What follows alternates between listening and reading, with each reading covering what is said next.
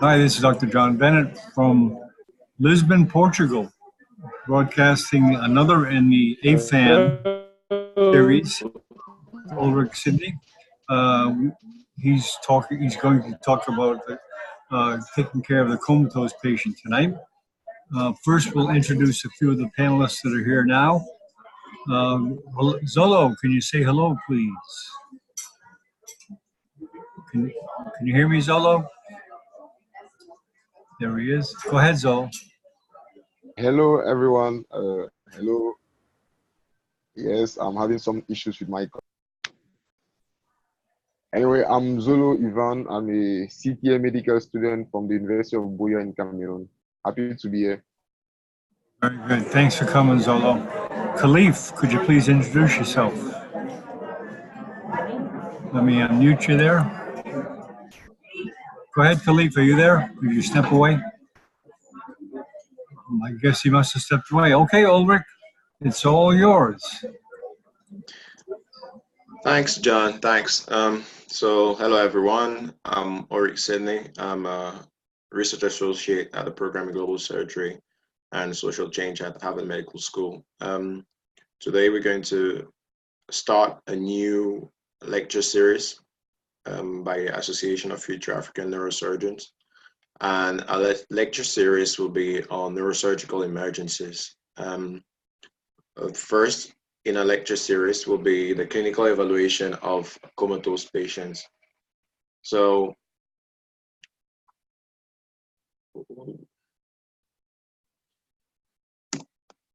this is the plan we'll be following. So That's fine. Yeah, so we started a brief definition of coma in itself.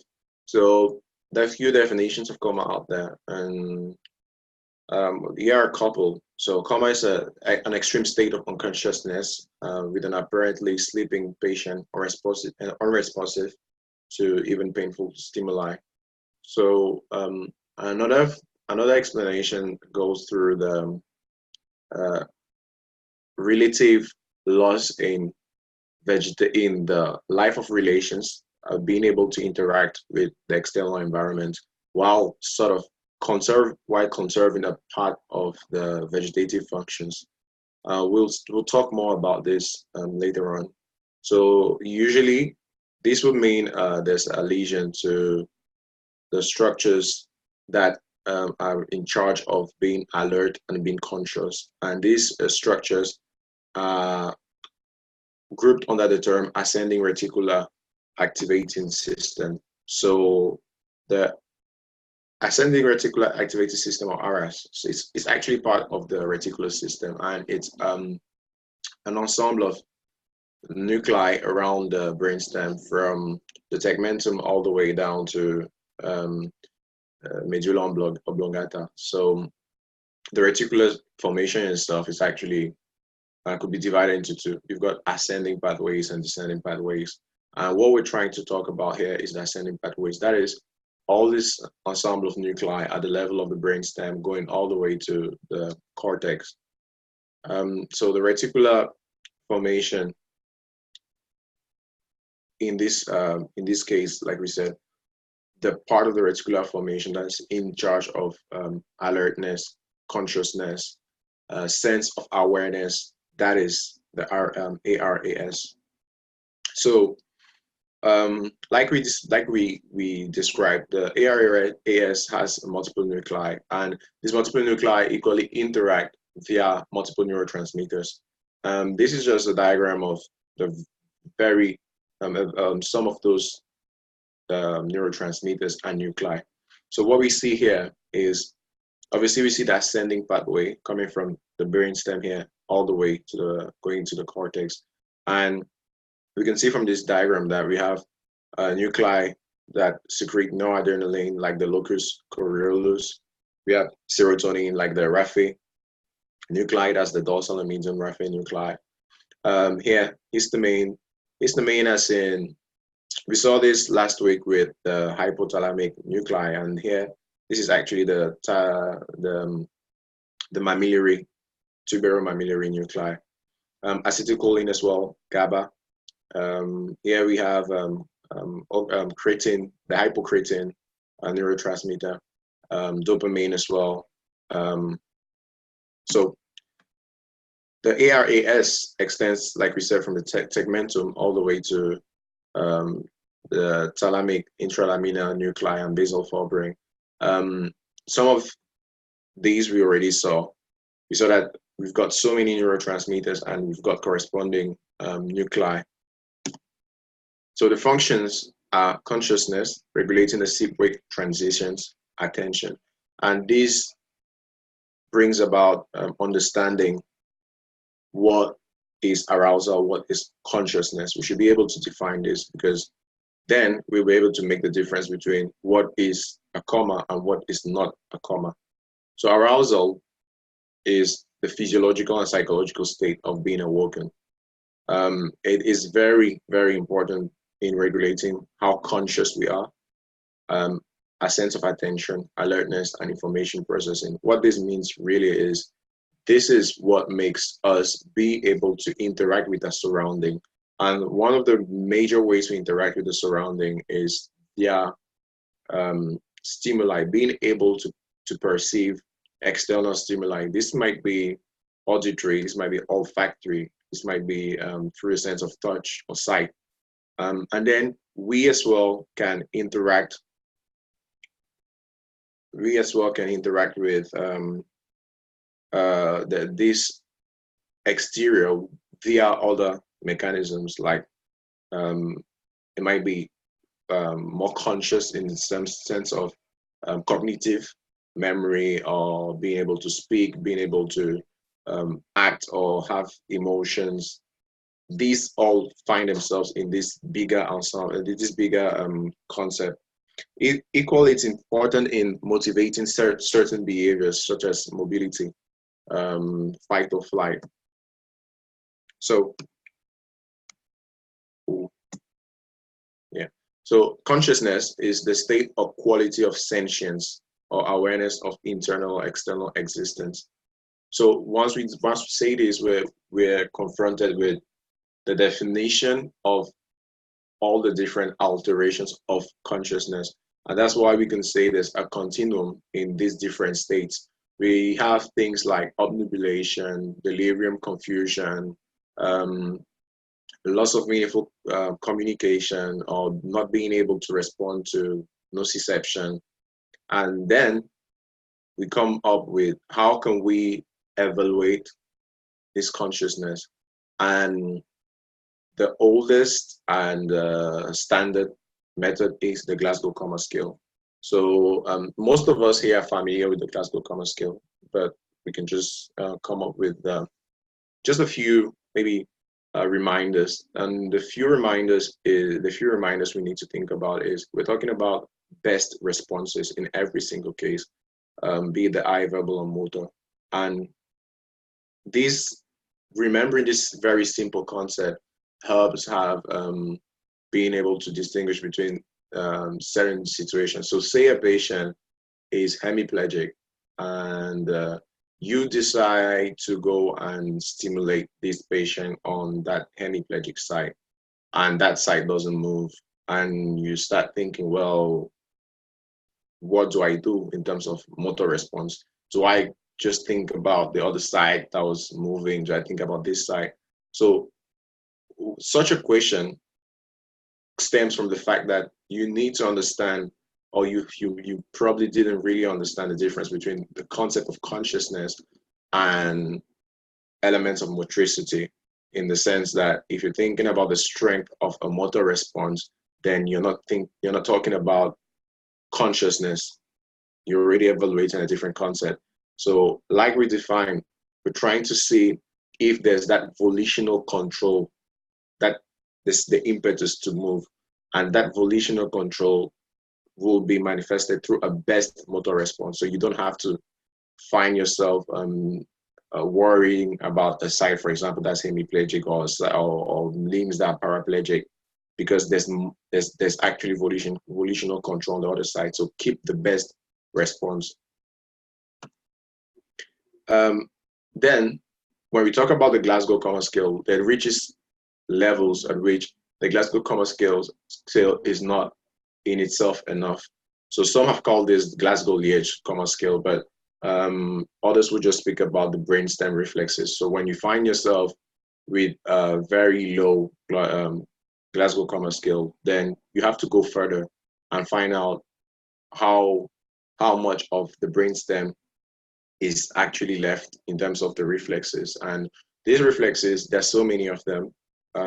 We know some, and we check for some clinically. Usually that's the oculocephalic or oculogyric reflexes, be it horizontal or vertical, corneal reflex, photomotor reflex, oculocardiac reflex.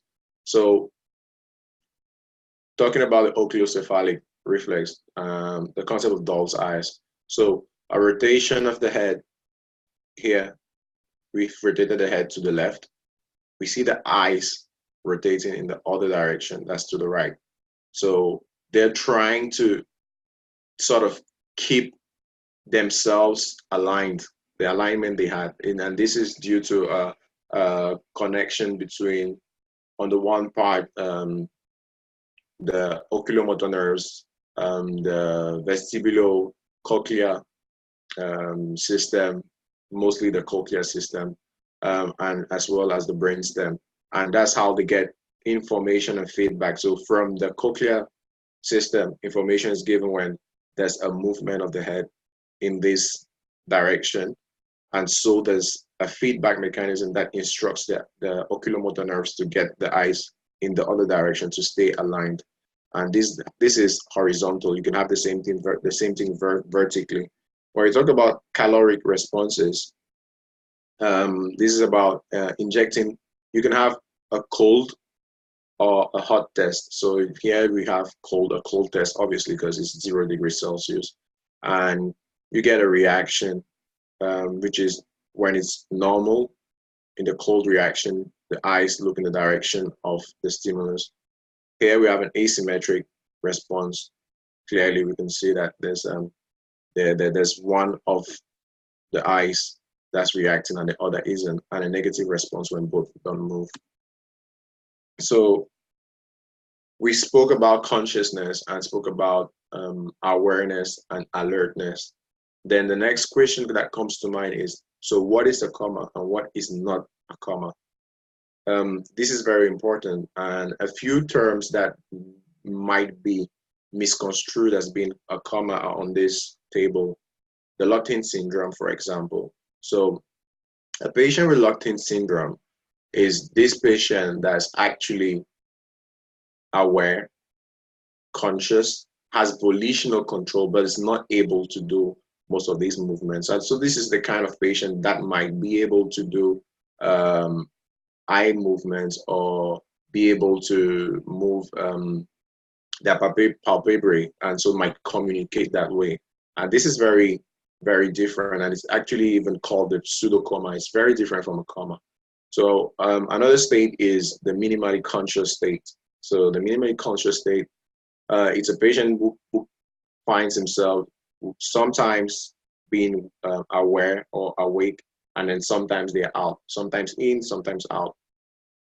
So you have that variation. What was previously called a persistent vegetative state is now called an unresponsive wakefulness syndrome. And these are sleep-wake cycles that the patient has, and the patient lacks awareness, but he displays reflexes and non-purposeful behavior. And then all other ones are the brain death and chronic coma.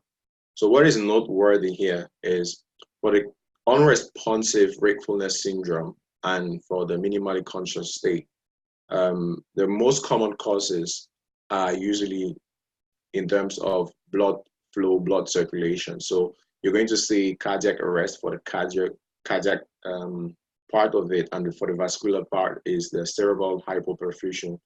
So these are the most common causes of these two states. And as we'll see later on, this is not the case for coma. Well, we'll see all the different things that can cause a coma. So less profound than a coma, but still neurological at these other states, stupor and drowsiness. This actually is very easy to distinguish from the standard definition of a coma. So a patient who is in stupor is a patient who's who can still be stimulated with nociception, so he can be awakened by nociception. A patient who's drowsy, we all think about sleep. So it's mostly a patient that looks and feels very sleepy. So it simulates light sleep. So stupor and drowsiness are usually accompanied by some degree of confusion. And in terms of confusion, we neurologically, we have, we try and find if a patient has, it can be defined as a patient having hazy thoughts. So the line of thought, or the process of thinking is not that clear, it's not that obvious. And this patient might actually have problems with their orientation, might be disoriented as well. So this gives you an orientation towards stupor and drowsiness. Everything is not always neurological or neurosurgical. So you have to think equally about the more neuropsychologic states. And one of them is abulia. Abulia in itself is not really a difficulty to, it's not very difficult to distinguish from coma. But when you have the severe form of abulia, that's akinetic mutism, then you might confuse it for a coma. So a patient with akinetic mutism is partially or fully awake, and these are patients who are virtually immobile and mute. They don't communicate with the exterior, and usually here we have injury to the medial thalamic nuclei or the frontal lobes. In terms of another state that is important, noteworthy, is catatonia. It's just a patient that doesn't move that much and is equally mute. And in this case, in catatonia, it's usually associated with like schizophrenia. So patients who have this dissociation of their psyche have a phase usually during which they don't move. Like they can hold a position, certain positions for very, very long. It's incredible. And this, again, should be differentiated from a coma. So things that can help here is the fact that they're actually able to blink and swallow. So obviously you're not looking at a coma. The more interesting part now is the classical clinical examination. We already know the states: history, general physical, neurologic, and level of arousal. Why come back to this? Coma is sort of an end state of a variety of diseases, of disease processes in neurology and neurosurgery. And being able to know what caused the coma comes back to doing a really thorough and detailed clinical examination. So it boils down to this: your line of treatment, your management and treatment will be very dependent on what you find as the cause of your coma. And so there's two mnemonic techniques here. Choose any one and stick to it. So you can use this, you can use this other one. Still, you have to consider all these various causes. So for metabolic, you can think about PEX as well: CO2, O2, ammonia, temperature, pH, electrolytes, glucose, serum osmolality. And the obvious question that will come to mind is, coma is an emergency. Do I have time to think about all these things at once? Do I go run through them all at once? No. So what do you do? How do you manage to narrow these things down? Well, to be able to narrow these things down, then you should be able to have in mind, again, during the clinical examination first step, history. During the history, what are those things you're looking for when you're told by someone who was with the patient or who knows about the patient's state before they found themselves in a coma? What are you looking for to know, to have a better idea about this? So here, vascular. what can cause a coma? Well, subarachnoid hemorrhage, for example. So if you're thinking subarachnoid hemorrhage, classically, you'll be looking for things like that headache that is usually described as the worst headache in one's life. That's been described as well as sort of a thunderstorm or lightning in a very serene sky. So it's a patient that was okay and had this really terrible headache. So that can give you as an idea that, oh, maybe we're thinking maybe we have a subarachnoid hemorrhage here. If obviously you can get that in a history, and that means you should be able to ask those questions as well. If you're thinking infectious, then you probably say, well, was there any history of fever, or is there a state that could expose the patient to infections, anything that is immunosuppressive or immunodepressive. Neoplastic, I mean, once again, this is wide, but you would think, okay, neoplastic, it takes a bit of a while to constitute itself. So what you'll be looking for is signs of localization and generalization. Localization, that's pretty vague. If it's frontal, you look for frontal syndrome. If it's temporal, and you look for temporal. But generalization, you're thinking more signs of raised intracranial pressure. So the classical ones, you're looking for those headaches that were progressively increasing, that at the beginning might have been amended by acetaminophen, for example, but then got worse. And then when the patient was coughing, it was worse. And usually it could be during the morning. The patient was vomiting, it was incoercible. The patient equally might have described diplopia. The patient might have described visual blur. So these things say, okay, it's been over the last 2-3 months, 6 months. Okay, maybe we have a neoplasm here. Another thing would be the patient has a history of already having a cancer that sends meds to the brain. So we know the classic ones. We know there's the breast, the lungs.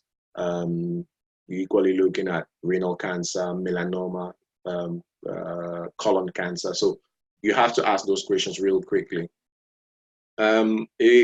If you're thinking trauma, for example, then obviously you're looking for that story of the patient falling, maybe, or maybe the patient was found at the bottom of a staircase. So if you're told by the emergency team or the person who brought the patient, well, we found him at the bottom of a ladder, we found him at the bottom of a staircase, or you have to ask that question. So if the patient finds themselves with like lacerations on the scalp, for example, that doesn't say automatically it's a trauma. The patient might have had something else, but at least it gives you that orientation. Or the patient might have other lesions other than cranioencephalic. So a patient who has a fracture on maybe the wrist, a wrist fracture, has a femur fracture, then you think, well, it's possible that this patient actually fell and it might be due to trauma. Endocrine, same thing. You have to think about all those different diseases that might alter the patient's blood pressure. It's very important. You have to think about blood pressure. You have to think about the ions as well. Sodium, think about that. So that means things like Addison's, things like Cushing's. You have to keep that in mind. Metabolic, like we said, Quadpex. So once again, you can add toxic as well. So you have to be looking at that. When we say toxic, then you're thinking, did a patient maybe, what was a patient taking drugs, sort of like amphetamines maybe? Was a patient taking more class like medical drugs as well? Anti-epileptic drugs. Modifications of anti-epileptic drugs dosage might explain alteration in consciousness, not all the way to coma perhaps, but at least they give you an indication of what might have happened. So you need to ask those questions and you need to find that really quickly, because again, this is an emergency. And it's important because the treatment you're going to put in place for vascular cause to a coma will not be the same that you're going to put in place for an infectious cause for a coma. So this is very, very large, very huge, because we're talking about a comma.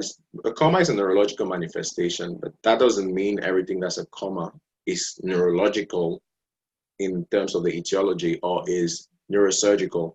So you want to make sure that you have the right etiology. And now, if you're thinking neurosurgically, if this is a neurosurgical lesion, then you're looking for things like, if you have unconsciousness, if you have a trouble of consciousness, then you're thinking, can you please, there's someone who needs to mute. Andre, can you please mute yourself? So large structural lesions directly interrupting the ascending reticular system, that will cause troubles in consciousness. Unilateral hemispheric lesions do not cause this unless, for example, by a means of like compression, so by increased intracranial pressure. Then you have other things that might give you an idea of where this lesion might be. So these are a few. If it's hemispheric, if it's subcortical. So you're thinking, oh, maybe we have a lesion that's at the level of the midbrain or pontine. So you know those classic things you're looking for. So if you're thinking midbrain, think about cranial, anywhere around the brainstem, think about things like the cranial nerve pulses, and we know approximately where these cranial nerves are and what lesions at that level should cause. So if you're thinking medulla oblongata, then you're thinking, oh, is it 9, 10, 11, or 12, maybe? But also other functions of the medulla oblongata. If it's midbrain, you're thinking, well, is it the 3 and 4? But be careful, because in the case of strabismus or diplopia, the patient could tell you, but it would be strabismus in this case.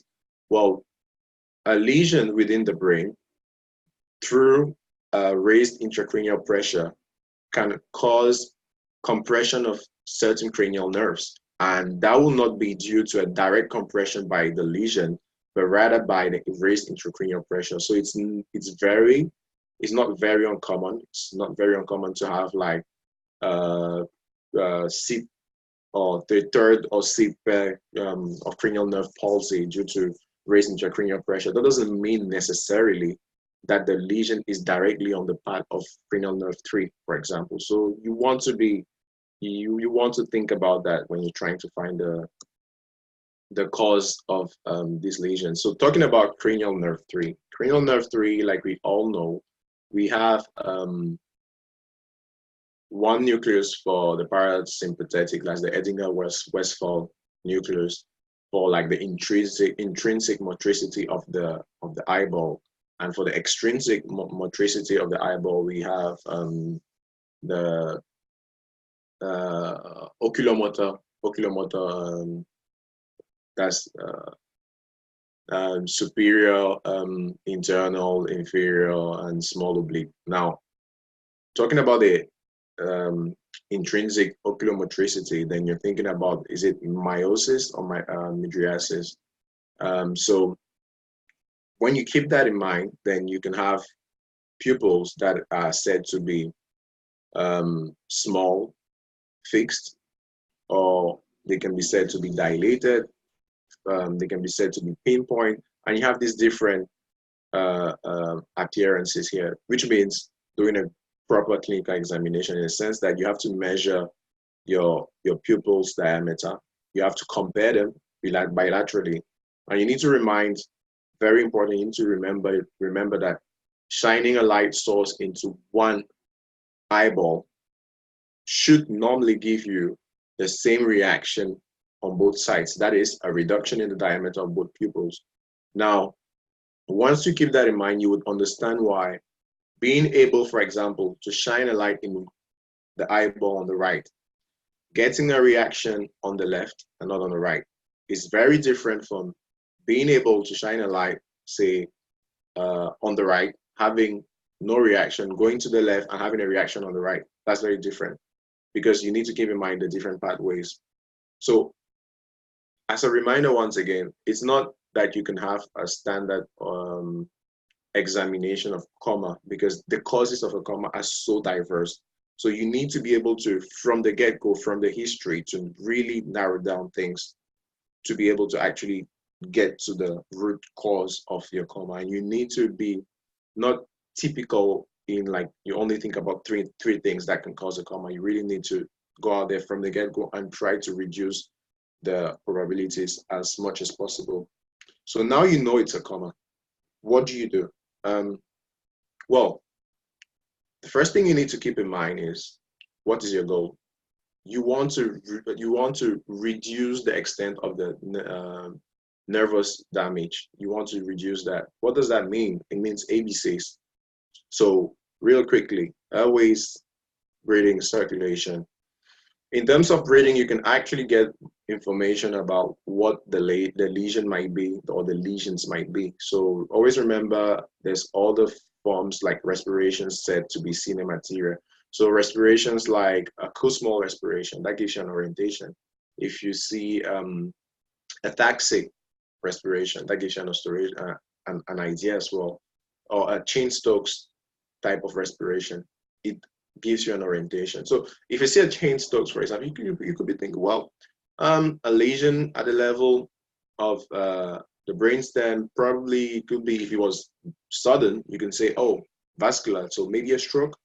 Yeah, that's okay. If you think small, then you're thinking something might be, there's some acidosis here, so probably metabolic, and that gives you an idea as well. In terms of circulation, cardiovascular, the blood pressure, is it high or is it low? Like we said before, states of hypoperfusion. So a low blood pressure gives you an idea, like, okay, states of hypoperfusion, this is what I can think about. High blood pressure, well, in terms of neurosurgery, we know about the Cushing's reflex. High blood pressure, bradycardia, hypoventilation. So something's wrong, and now the brain is not compensating anymore. So you have Cushing's reflex, because you remember the blood supply and therefore vasomotricity at the level of the brain is not regulated like the rest of the body. At the level of the rest of the body, what you get is inputs through the sympathetic receptors at the level of the muscles to determine whether there's contraction, so vasoconstriction or dilatation. Now, if you're at the level, when you're at the level of the brain, the principal driver of motricity is CO2. So anytime you get an increase in your CO2, you're going to get vasodilatation. And if you remember the doctrine of Kelly Monroe, you have to have, normally you're supposed to have a correspondence between the contents of the cranium and the cranium itself. So an increase in any compartment has normally to be compensated by another compartment. So usually what happens is, if you increase something in the parenchyma, then you should have vasoconstriction to decrease the amount of blood at the level of the vessels, or you should have a shift of CSF. Now, when this happens for a long while and the brain is not able to compensate anymore, then you have an increase in CO2 and acidity. So you have a vasodilatation, and that becomes reducible because you have an increase in the amount of blood flow. So an increase in intracranial pressure. Other things you need to keep in mind are those lesions that were not caused by the etiology, but that will be caused by systemic reactions or disturbances. So things like hypoglycemia, hyponatremia, pain as well. So hypoxemia, for example. So you need your patient to be well ventilated. You need to control their blood glucose levels. You need to control their ions, especially sodium. You need to make sure they're not feeling pain for whatever reason it is, so that you reduce as much as possible the lesions to the central nervous system. Now, these are not specifically directed towards the etiology of the coma. This is what you do to limit the lesions. But then for you to go on to tackle the etiology, then you should have carried out a good examination of your patient. You should have taken the history as much as you can and really looked for any signs towards the etiology. And we said these things could be neurological, neurosurgical, or neither neurological or neurosurgical. Anyway, if you think it's is due to an intoxication, maybe morphine, okay, antidotes like naloxone.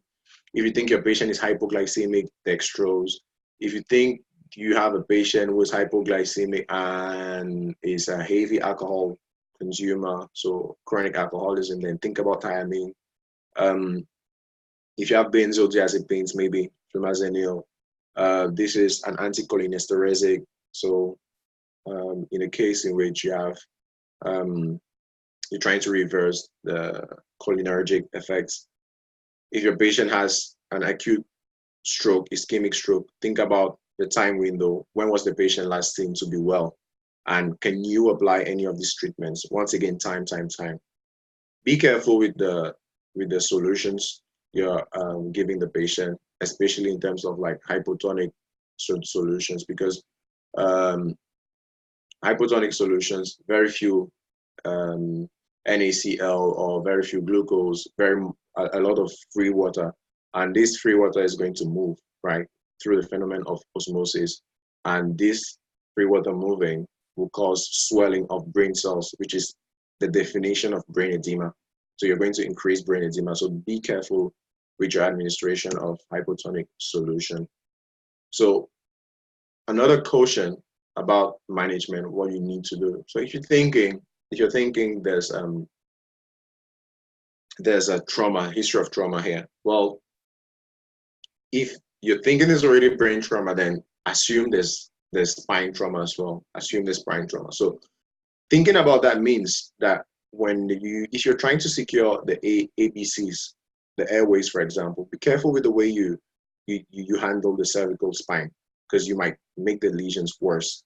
And don't forget, the cervical spine might actually give you situations of altered mental state status as well. So keep that in mind. If you're thinking it's infectious, then be careful and be careful with what you administer to the patient in terms of antimicrobial drugs. Always remember to get the blood cultures before you give your antibiotics, because that's actually what's going to give you the results. You want to get the best results. Monitoring. Now, in the best case scenario, you should be able to have all of this or most of this. Like we know in our context, and we are the Association of Future African Neurosurgeons, so we have to speak about this. In our context, it's not always possible to have invasive monitoring, brain monitoring for our patients. It's not always possible. So you need to be able to monitor these patients with non-invasive methods. For us, it starts with the really simple ones, like just clinical monitoring, and that might go further with things like maybe using an ultrasound for the diameter of the pupil, or equally, if you're lucky enough, you can get these ICP monitors, and if you have the brain tissue oxygen probe, then go ahead. Well, if you have ICP that's high, what do you do? So the simplest thing is get your patient to be proclave 30 degrees. You might be able to drain some CSF through ventriculostomy. You can think about using mannitol or hypertonic saline for the shift of like excess water out of the brain and going taking it out. Think about sedation. Hyperventilation is an option, but you need to be careful with it. You really need to be careful with hyperventilation. And this goes all the way to like barbiturate therapy, decompressive craniectomy, or hypothermia. Hibernotherapy cannot be commonly done everywhere because it's very complex, but it's an option. And thank you. Okay, Ulrich, fantastic. You're beyond your level of training, really, to give a presentation like that. Okay, Khalif, would you like to make some comments on Ulrich's talk? Are you there, Khalif?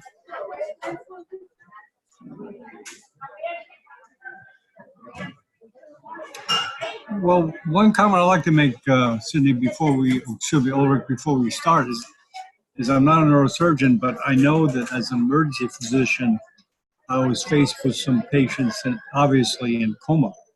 And you have to know more than just neurology and neurosurgery to diagnose problems. I can remember one particular patient that we saw that came in hemiplegic, and they immediately called the neurosurgeons, but it turned out that this patient had diabetic ketoacidosis that presented like a stroke, and it fooled everybody. It fooled everybody. They almost brought him to the OR.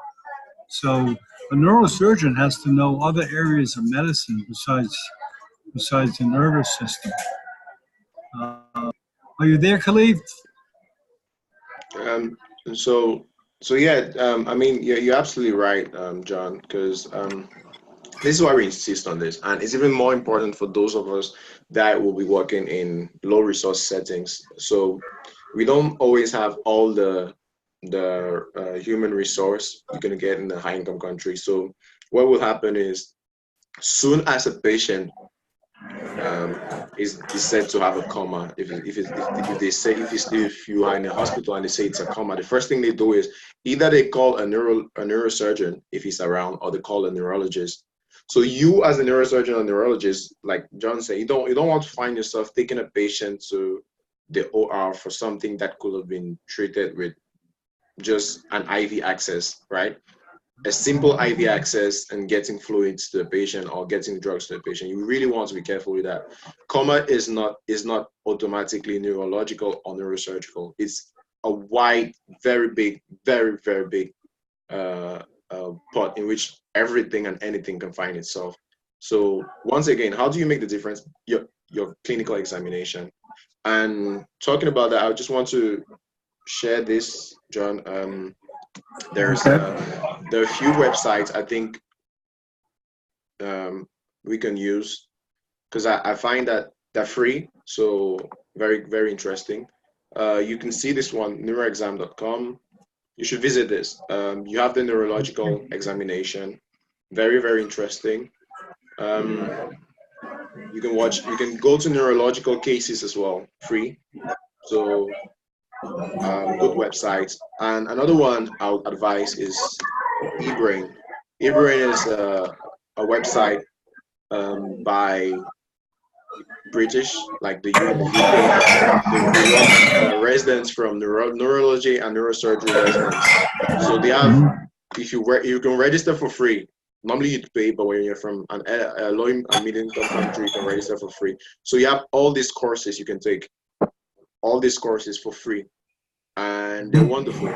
So do them, take them, and you can take like exams which are the same level for those who are doing their residency in the UK. So definitely do it. It's not very expensive. Yeah, that particular patient I mentioned, they were ready to take him to the OR. And it's only because of routine blood screening that they picked up the very high, astronomically high sugar. It was almost 800. And they said, whoa, wait a minute, don't bring him to the OR. It's not a subdural or any other neurosurgical emergency. It's a medical problem. So, yeah, a neurosurgeon has to be pretty well rounded in other areas of medicine. So, okay, any other comments or questions from the panel for Ulrich? I think everyone's sleeping today. We are very much awake, John. Thank you for the presentation. Very good. Okay, Khalif, thank you. Yeah, thank you for the presentation. I just wanted to add on the Glasgow Coma scale. It is a tool that we communicate all over the world, and it's pretty important that everybody understands it. It's very basic, but sometimes you can be confused a little bit. So it's an input-output system. So if you find that a patient, for example, a patient is in coma, so would you score that as 4, or what do you score that, Sydney?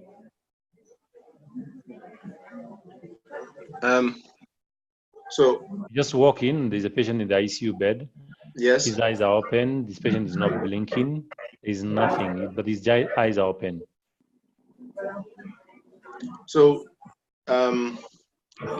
what I'll do? You said eyes are open and he's not blinking, The right? eyes are just open, like, yeah.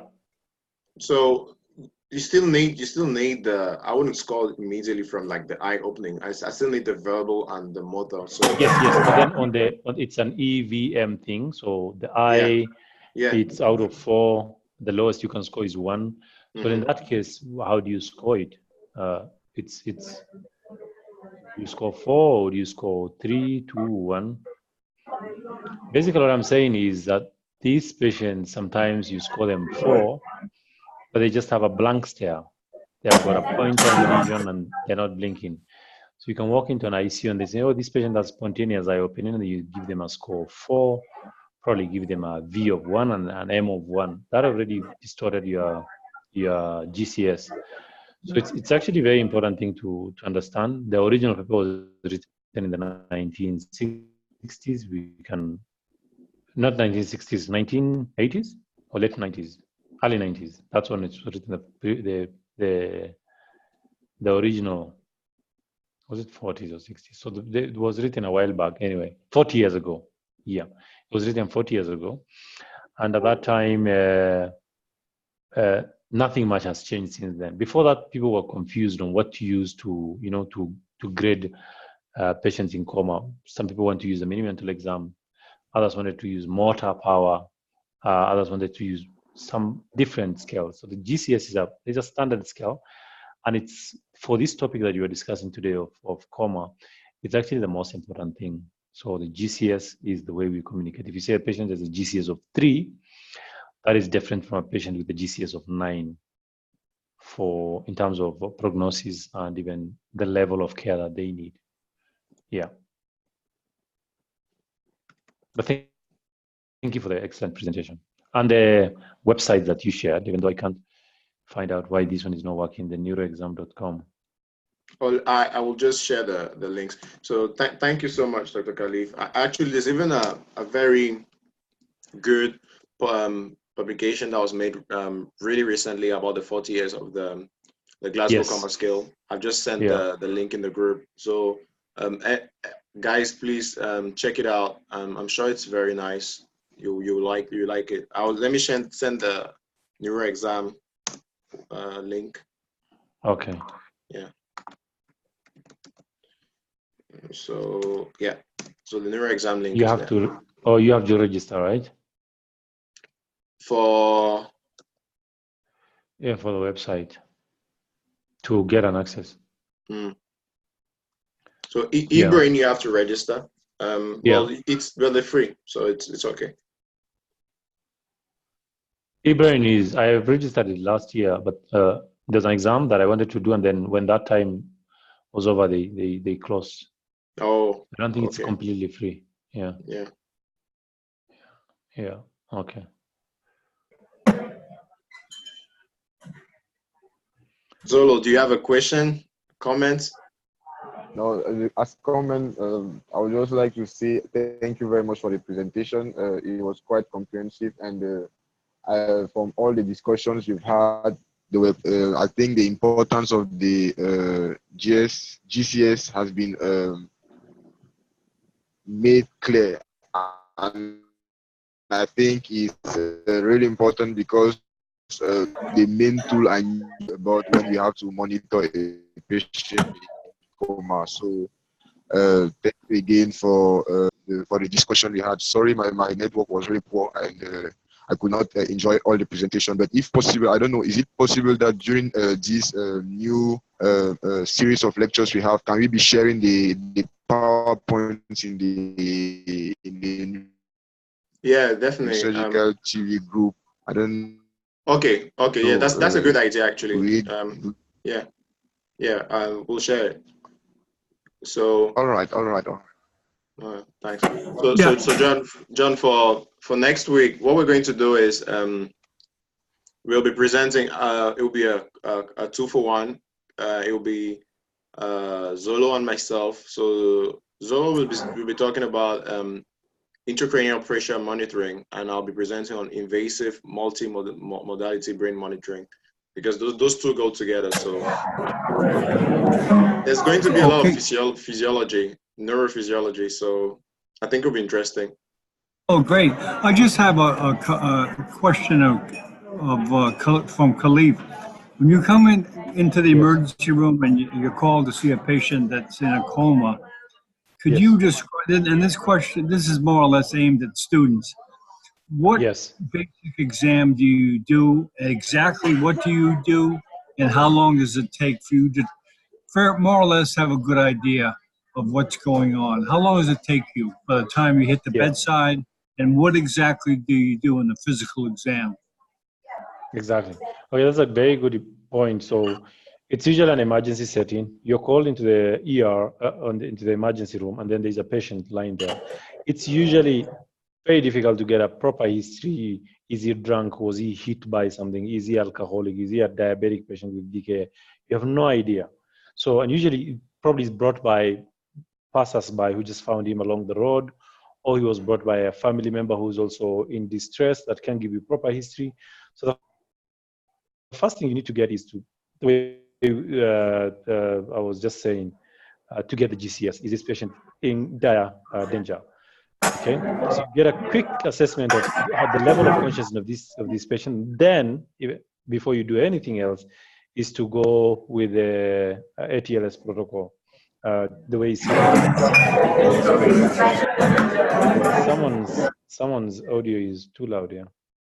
So yeah, so if you start with the ABCD, assess the patient's airway and breathing, C-spine, airway and C-spine, breathing and circulation, and then GCS. Then from there on, coming to our topic now, patients can be different. They can be a gynecological patient with bleeding of some sort or something else. But if it's a neuro patient, your most important thing is to assess the GCS, and that's where our interest lies.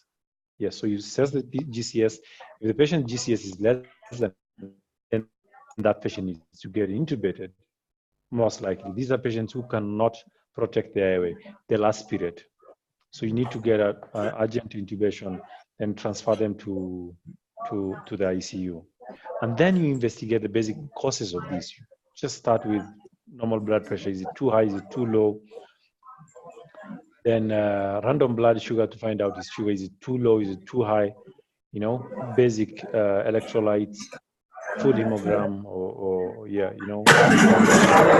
Those now will guide you on what to do next. If, of course, you can get some history. This patient was knocked by a car, suspect a head injury, a plan for a CT scan. Probably the patient has an expanding hematoma that needs to be evacuated.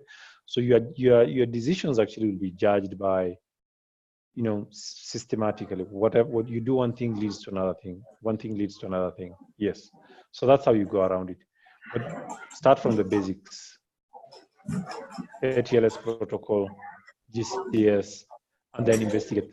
Start on the basics. If you can get some history, well and good. If you can't, then you have to figure out what exactly is causing these patients. But if you go with ATLS and GCS and the patient is intubated, almost always you have done the right thing.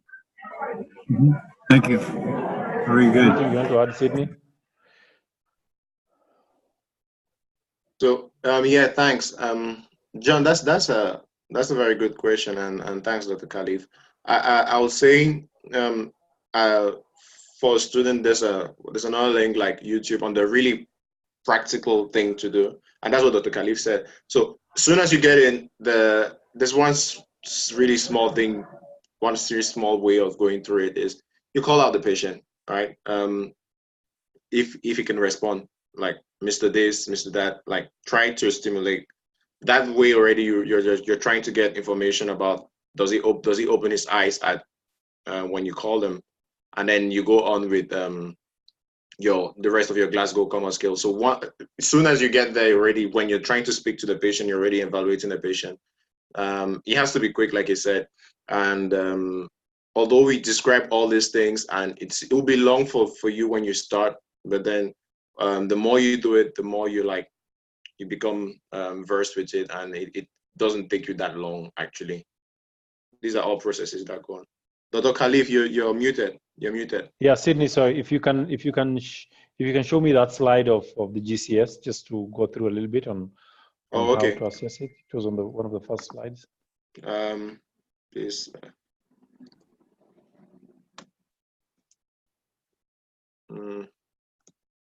So just to go through on how to do the GCS. Interestingly, we had presented on yeah. Forum just the other day. Is that okay? Yes, sir. That's the correct one. Yeah. So I like the way you arrange it. It's EVM. So you start with the I, then the verbal, and then the motor. So this is something that you need to develop, because don't start like MVE or VME. Don't confuse it. You just start with EVM. So the first one is the I, and the verbal, and then the motor. So it's 4, 5, 6, the score. The highest score you can score in the I is 4, for verbal is 5, and for motor is 6. So in that chronological order also, it's 4, 5, 6. The least you can score is 1. But the new updated link that Sydney shared is there's a T. So you can have a 2T. That means the patient is intubated. So you cannot assess verbal. So it can happen that you can have a motor response of high, maybe 3, 4, and you're opening your eyes to pain or something, but then we can't assess your verbal. So in that case, you do V instead of giving it a number, you give it as T. So you only score for I and M. So before you go there, so how do you assess the eye opening? So you walk into the room, you try to talk to the patient. Hello, Mr. Sydney. Hello, how are you? Patient is not responding at all. His eyes are still closed. You give him a sternal rub. Then the patient does not open his eyes. His eyes are still closed. You give him a pinch on the bed, the nail bed. Then there is no response. So that's a patient who's unresponsive completely in terms of eyes. So you give him a score of 1. Okay. So you have to also be aware that if the patient has severe edema, patient has facial injuries, and they can't open their eyes, then you try to give them a sternal rub of a painful stimuli, and there's no response. It might be it's because of the edema, so you have to be careful with that as well. Okay. So, and as we said, this test it depends on it's a responsive test. It's not, you just don't gauge it. If you see somebody moving their hand up and down, it doesn't mean anything. It has to be an input, processing system, which is the brain, and then the output, which is the muscle or verbal or whatever that is going to happen. So if I find you in the ICU, I was just talking to Sydney about it, and the eyes are open, but then you're not blinking, or you're not staring, or you're not taking any input from the environment around you, then that is not a responsive eye opening. It's not spontaneous. So what does I4 means? This means that you walk into the ICU room, the patient, his eyes are open, they're able to look at the sides, they're able to blink. That patient has a spontaneous eye opening, and you give them a score of 4. The patient's eyes are closed, you call their name, they open their eyes, you give them a score of 3. You give them pain stimuli, you give them a sternal rub or nail bed pinch, or at the orbital rim, and the patient opens their eyes, then that's opening eyes to pain. So you give them a score of 2. If the patient is completely unresponsive, you're cutting their leg with a saw and they don't respond, then that's a score of 1. That's how you go about the eye opening thing. I just want to be very clear with one thing. If you just find the patient is staring blankly, does not mean that that patient has spontaneous eye opening. You can't score them at 4. So coming to the verbal, what does it mean, a verbal of 1? A verbal of 1 means the patient is not responding to any stimuli. And in this case, the stimuli is only 2 things, it's either verbal or pain. So let's start with the worst one. You give the patient a sternal rub or a painful stimuli, the patient does not at all give a response, then you score them 1. If you give them a painful stimuli, you give them a sternal rub or a pinch at their nail bed, and they make a groan, like sounding like or ooh or something like that. No words. You can't make anything out of it. It's just groaning.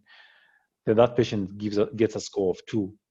If when you give the patient a painful stimuli, or they make a word like leave or stop it or something, or at least a word that you can understand in any language, then that is incomprehensible. Sorry. So the incomprehensible sound is the groaning, which is 2. Inappropriate word is the patient just says a word but does not mean anything to you, but there is a word that is formed, and you give them a score of 3. Then you ask the patient about what time it is today, and then they'll tell you their name.